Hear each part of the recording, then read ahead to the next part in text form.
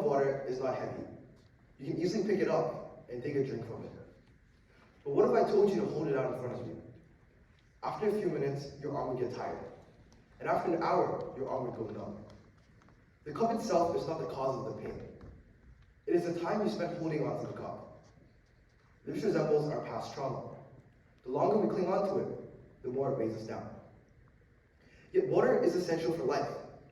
We cannot live without it, just like we cannot erase the memories of our past. So what does it mean for us to carry the weight of our past? For some, it is the intergenerational trauma of resentment and vengeance. For others, a way to reflect on our past mistakes, to learn and develop as we move to the future. The question is not whether we should cherish the past, rather how we should carry it. Do we let the past cloud our judgment? Or do we know when we need to take a sip from that cup to move forward in a progressive way? Today I want to explore with you how the trauma of our past shapes our future. I grew up in Hong Kong, an ex-British colony which was once occupied by the Japanese during World War II, from 1941 to 1945. However, my family originates from the Nanking area of China, once infamously occupied by the Japanese, where crimes against humanity were committed against the Chinese civilians. Now I live in Japan, the nation that once occupied and massacred my people. However, Japan has its trauma of its own, with the bombings of Hiroshima and Nagasaki taking over 200,000 lives. This dilemma of the past has triggered the question of whether people are able to move on, or do we still cling to the hate of our past? Curious to learn more, I interviewed Endo Sensei, a second-generational nuclear bomb survivor. Her grandmother lived just 1.2 kilometers away from ground zero. She was left so traumatized after the war that she was unable to eat pumpkins as they resembled human heads. She had to make that treacherous walk to her relative's home, passing streets where evaporated bodies lay lifeless. However gruesome, this was not the end of the pain for the people of Nagasaki, as they faced discrimination after the war for their physical deformations, radiation, and worst of all, being the cause of Japanese surrender.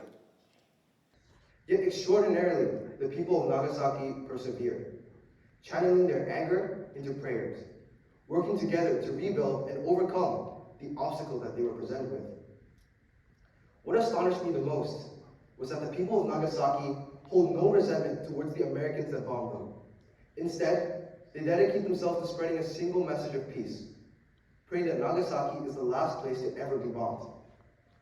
This is not an act of forgetfulness, rather one of love, showing that human compassion overshadows that of our resentment and hatred. The people of Nagasaki represent our innate human ability to transform our deepest scars into our greatest strength, something admirable. I previously believed that people were fundamentally selfish, holding grudges and acting in self-preservation, inevitably causing conflicts. But my views were shattered when I read Rutger Bregman's Humankind.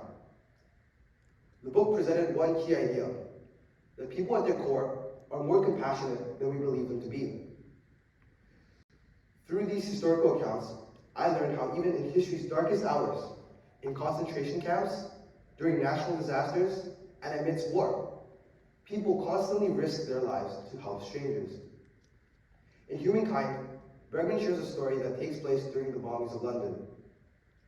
One would assume that the streets were in chaos, people scrambling to save themselves from the German bombardment. In fact, the complete opposite was true. People constructed mini cities in the London Underground, playing games, listening to music, and laughing while bombs dropped above them. In fact, the citizens of London were so selfless that they often ran up into the streets to grab complete strangers into the safety of the underground. These incredible acts of selflessness were not isolated incidents, but rather a representation of our human nature. One of our deepest wounds don't divide us, but reveal our capabilities to heal together. This revelation didn't really hit me until I interviewed my grandmother. Her family was from Nanking, and they were upper class, owning factories, fishing boats, and even railway companies. But when the war reached the gates of the capital, her father fled with the retreating President Chiang to the city of Chongqing, trading their mansions for bomb shelters. Just think about that incredible journey. From the unspeakable horrors of Nanking, where 300,000 people were killed, and tens of thousands of women sexually assaulted, to the bombings of Chongqing, where the lives of 30,000 were claimed. The cruelty really reached surreal depths when I later found out that 2 Japanese officers have held a competition to see who could kill 100 Chinese first. When they lost count of how many they had killed, they decided to go into extra innings, competing to see who could kill 50 first. Yet when I asked my grandmother whether she felt uncomfortable with me living in Japan, she surprisingly said not at all. She feels that the bombings of Hiroshima and Nagasaki were a very upsetting event, praying for the lives that were lost on that day. She believes that the Japanese people were genuine for their apologies when they surrendered, and that the Japan of today is not the same Japan that attacked China over 80 years ago. For a woman who has lost so much, including her own father, it is astonishing that she has not let history harden her heart. Her words remind me of what I learned from Nagasaki. The victims of history are not always destined to be as prisoners, rather are able to forgive and move on. I would like to return to that cup of water. Light when we drink from it, essential for life, yet heavy when we cling on to it. History is like that cup of water. It nourishes us. It keeps us who we are, reminding us of who we can become. But whenever we cling on to it for too long, it exhausts us. My grandma knows this. The people of Nagasaki knows this. We all know deep down when we need to take a sip from that cup and when we need to set it down.